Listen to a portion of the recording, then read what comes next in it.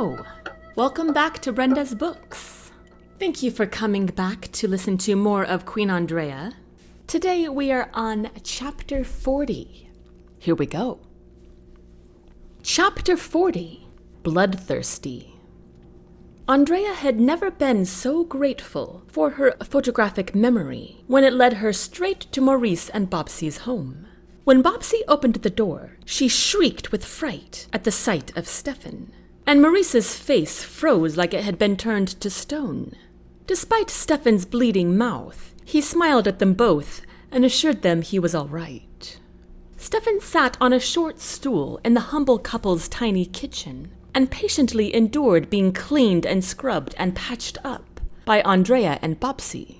Then the two women led him to an oversized rocking chair in the front room, where Steffan dozed off and Andraya relayed what had happened to him. Maurice could barely get out the words as he translated to Bobsie what the Queen told him. Bobsie just shook her head and clicked her tongue over and over, repeating the same phrase. Tasami, Tasami.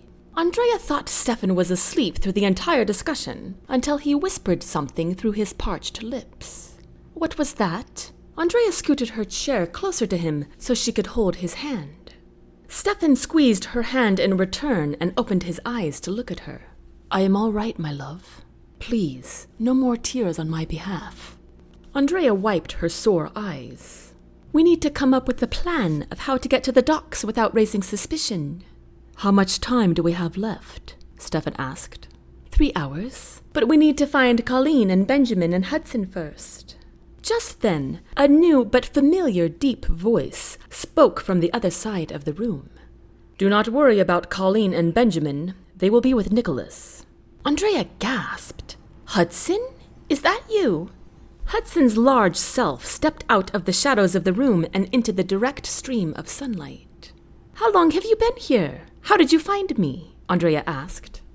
Hudson's eyes glimmered with anger. The real question, Your Majesty, is how could you escape from my side? Well, Andraya stammered. I had to go back for Steffan. You would not have let me go. And I was not going to just let him die. You would have done the same thing for someone you... Andraya stopped as she realized she had never told Steffan she loved him. In fact, she had not even admitted it to herself until now. Well, she almost admitted it.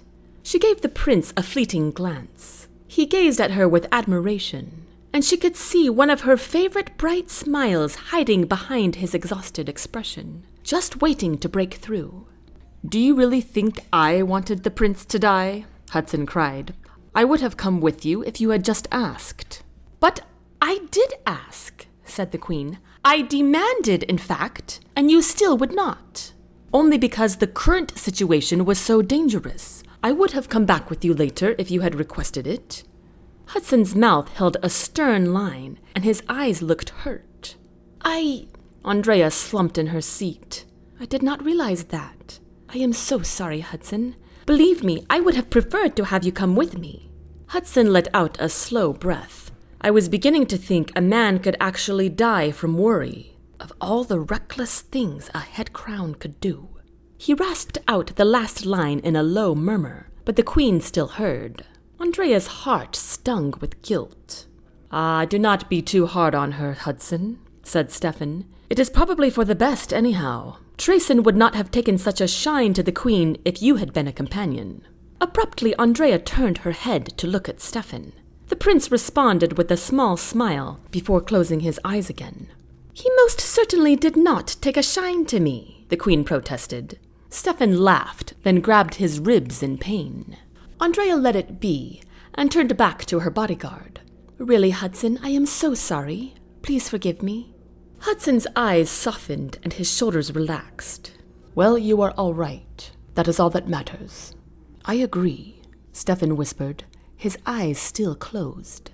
Hudson, how did you find me? Andraya asked again. Hudson cleared his throat. I figured you would bring Steffan back here if you were successful, so I have been keeping an eye on the house. Then when I saw your horse outside, I knocked on the door and Maurice let me in. But I did not even hear you. You were busy with the prince. Hudson nodded toward Steffan. Hudson, do you think you can talk like a merchant? Andraya asked. Hudson paused for a beat. Why, Your Majesty? Because I have an idea. If we can convince the merchants that a slave transport is happening, then half the slaves could just walk onto the ship without question. And with that distraction, hopefully the rest of them can get a good head start to the North Port. Of course, I will need to find Nicholas and Colleen first. I will do as you wish, Your Majesty, but I think the prince is a better fit for that task, said Hudson. I am not very good at speaking with people. You do just fine, Hudson. Andraya glanced over at Steffan. And I know the prince would do a fine job, but unfortunately, he looks more like a slave right now. Steffan kept his eyes closed as he spoke. These merchants get in fights all the time, my lady. I do not believe they will think anything of my appearance. But you can hardly hold your head up, Andraya noted. Steffan exhaled slowly. I will manage. Very well. You two pose as merchants. Steffan will do the talking, and I will be a slave. Now, let's allow Steffan to rest for an hour or so, then we must go. After a heartfelt goodbye to Maurice and Bobsie, Steffan and Andraya climbed onto Peanut, and Hudson climbed onto his horse, whom he never named. The queen knew they must sell their horses before going back to Chaldrea, and her heart sank with the thought. I am going to miss Peanut so much, she whispered to Steffan as they rode through the busy, filthy market street once more. I know, my love, Steffan replied, but we cannot very well take her on the ship. She will be too conspicuous. And Maurice says this friend of his can really use her, and he promised he would treat her well. I know, and I am happy about that. He is a baker, correct? Andraya pointed to a baker's stand up ahead. Look, that must be it. The small baker man wore a dirty white hat that was larger than his head. His white apron, which had obviously been scrubbed clean, still held stains of all shapes and colors. Besides his short stature, he almost looked like he could be Maurice's relative, since they both shared the same rugged facial features. The man seemed as kind and as soft-spoken as Maurice had promised, but Andraya still shed a few tears over her faithful horse. Peanut nickered and nuzzled her nose into Andraya's face, as if she, too, knew this was goodbye. The kind man gave the queen 10 gold coins in exchange. Andraya handed them to Steffan. You should take the payment, since you are the one who purchased her. Steffan folded Andraya's fingers back over the coins in her palm. You are losing more than me here. You keep it. Andraya slipped the pieces into her deepest pocket at the front of her skirt. They traveled past a few more market stands until Hudson sold his horse to a man selling corn, which surprisingly looked somewhat edible. So now the trio once again were stuck with their own 2 feet for transportation.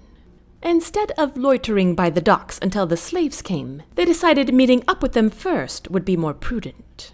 Andraya felt anxious to tell them of her new plan and how well it would work. The 3 of them hurried around the back of the town, behind the bleak and wretched alleys that would surely haunt Andraya forever. They had just reached the top of the extra lengthy hill, where they could see the valley of gold mines below.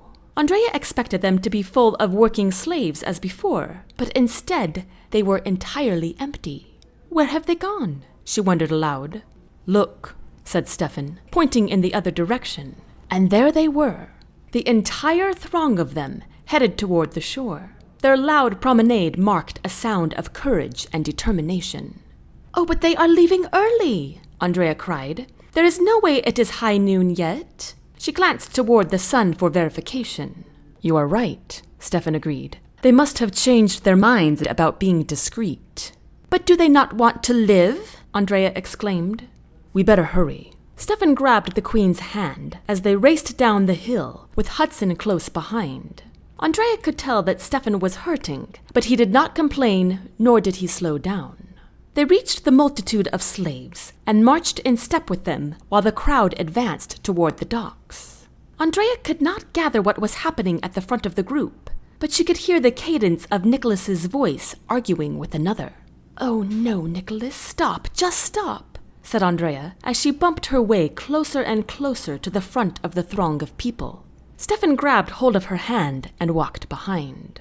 Andraya followed the sound of Nicholas's voice until she spotted his greasy hair and sunburned face.